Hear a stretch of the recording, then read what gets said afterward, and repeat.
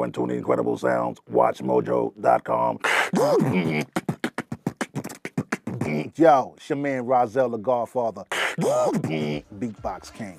Chillin'. Ladies and gentlemen, I got Rahzel in the house tonight.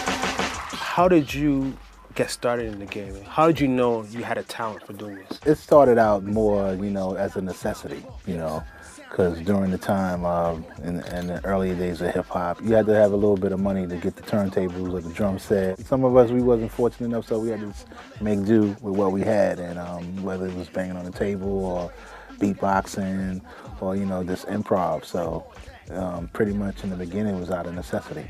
Sprint for the stage with MCI next. With more connects than your internet. And how do you challenge yourself to elevate and become innovative? I mean, even as a kid, I've always been different.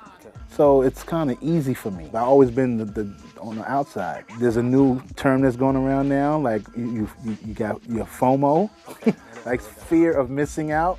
Like I've never been one of those people like, oh man, I gotta be in the in crowd because I don't want to miss out on what's going on. So for me to keep reinventing is easy because I really don't have no meter. Transform. Decepticons raining on your college ass disco dome. I'm animated, never doormat, so change your format. I want to go back a little because I remember at one point beatboxing was very popular and it felt like it was bubbling on the mainstream. Yeah. And then this slowly disappeared. What happened? Gangsta rap. I mean, gangsta rap had a lot to do with music in general because, I mean, at one point in time, every crew had a beatboxer. Yeah, I remember, yeah. But now, you got gangsta rap and it's become popular and now they're selling 2 million records, 3 million, 4 million records. Now it's like, okay, gangsta rap. I need to do gangsta rap because that's what's popular. So out goes the traditional hip hop, out goes the creative hip hop.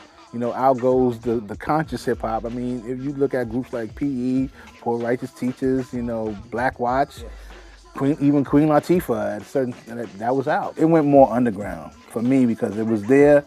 It just wasn't mainstream like with Fat Boys and Dougie and Biz. That's okay. It was more underground where if you went to like the poetry meets and these events where they had open mics and stuff like that, you had beatboxers there.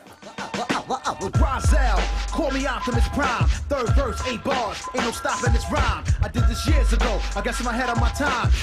Computerized, that's my mental design. Let's talk about beatboxing 101.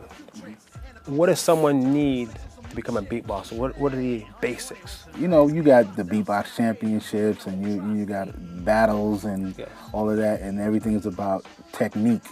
But what I've learned, it's about your personality.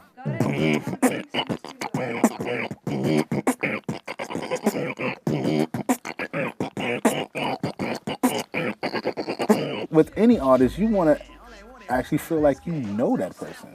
Definitely. So their personality has to shine above the talent, and then the talent comes in, and then you worry about the skill. Over time, listening to music and working with different musicians and artists, you pick up things. That's how I picked up, doing Aaliyah. Okay. If your mother only knew. Now that becomes your signature. To be a good beatboxer, you have to incorporate all of those things. Okay. You know what I'm saying? And develop your character. Okay. Because that's what it is.